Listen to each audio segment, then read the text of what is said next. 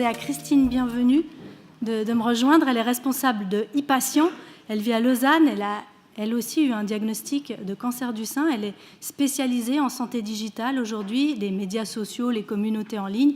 Et elle va nous expliquer comment fonctionne la plateforme e-patient. Je reste avec vous. Bonsoir. Alors moi j'ai repris les choses un petit peu à l'envers. C'est que difficilement pouvant trouver une situation qui était adaptée à une situation compliquée, parce que quand on a un cancer, quand on a des enfants, quand on a un mari, quand on a une vie, c'est jamais facile.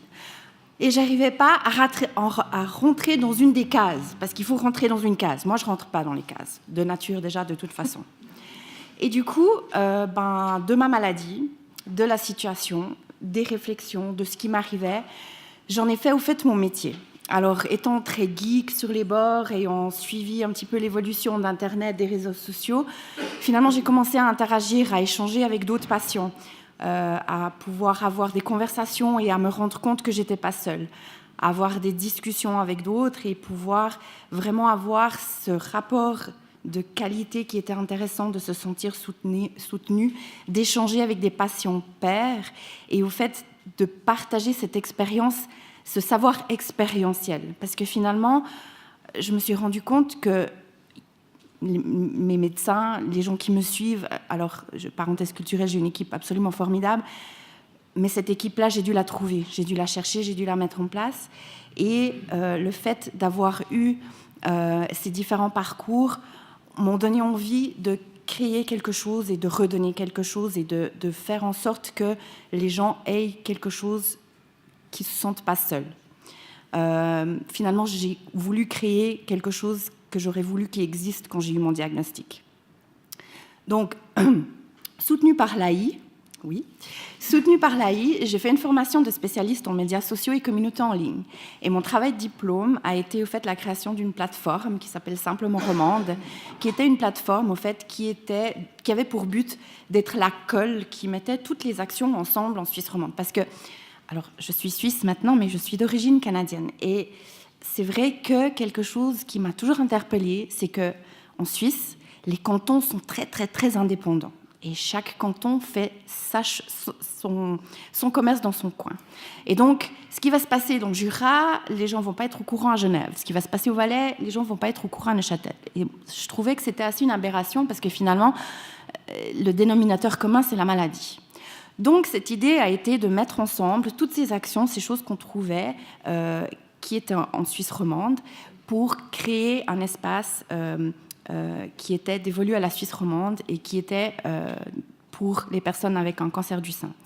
Donc c'est un petit peu par rapport à mon parcours et à ce développement-là de vouloir juste finalement créer le café du coin, mais virtuel, que j'ai commencé à plus développer cette notion d'e-patient et que j'ai commencé on me demandait d'aller raconter mon parcours et de faire des témoignages et d'expliquer des choses qui étaient finalement devenues simples pour moi. Et je me suis rendu compte qu'il y avait un besoin de pouvoir utiliser les technologies qu'on a aujourd'hui pour pouvoir créer des espaces d'échange et de communication. Donc, au fait, c'est un petit peu ça, cette notion d'e-patient.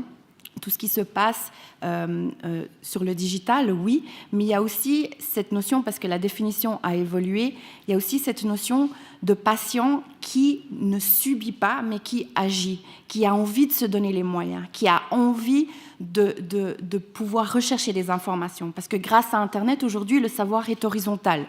Ça ne veut pas dire qu'il n'y a que des bonnes informations, il y a du bon et du mauvais. Mais c'est une compétence d'apprendre à pouvoir faire le tri entre le bon et le mauvais. Les professionnels de la santé, ça ne sert, pour ceux qui sont là, strictement à rien de dire à vos patients de ne pas aller regarder sur Internet.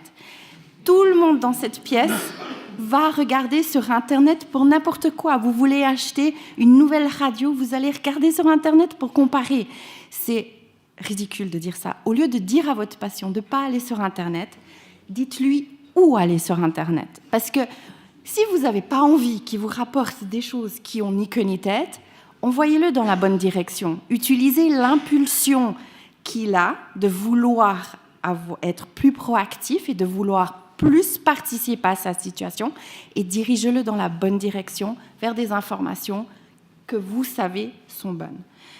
Suite à ça, donc j'avais plusieurs parties de questions à répondre. Moi, ma difficulté, c'est pas de parler, c'est d'être limitée dans le temps. Oui, c'est ça. Mais il y avait cette question des plateformes digitales. Est-ce que c'est des outils qui permettent de faire collaborer justement ces soignants dont vous parlez, les patients et l'assurance? Je veux pas... Les patients, ça fait un moment qu'ils ont investi les réseaux sociaux. Ils ont compris le pouvoir des réseaux sociaux. Pourquoi? Parce que les réseaux sociaux leur donnent une voix. Ils peuvent dire les choses, ils peuvent s'écouter, ils peuvent être entendus. Ça fait déjà un moment que les patients, et je ne parle pas que de cancer, mais de toutes les maladies, ont investi les réseaux sociaux, les ont compris et les utilisent, les implémentent de manière à ce qu'ils puissent, eux, avancer et faire quelque chose. Ce n'est pas les patients qui ont un problème avec les réseaux sociaux, c'est les professionnels de la santé.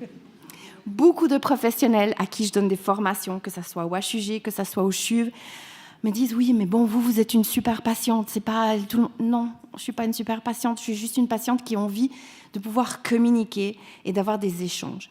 Et avec Simplement Romande, qui est maintenant, j'ai un recul de 7 ans, avec Simplement Romande, j'ai des professionnels de la santé qui commencent à me demander « Est-ce qu'on ose venir sur votre plateforme ?» Oui, on attend que ça, venez sur la plateforme.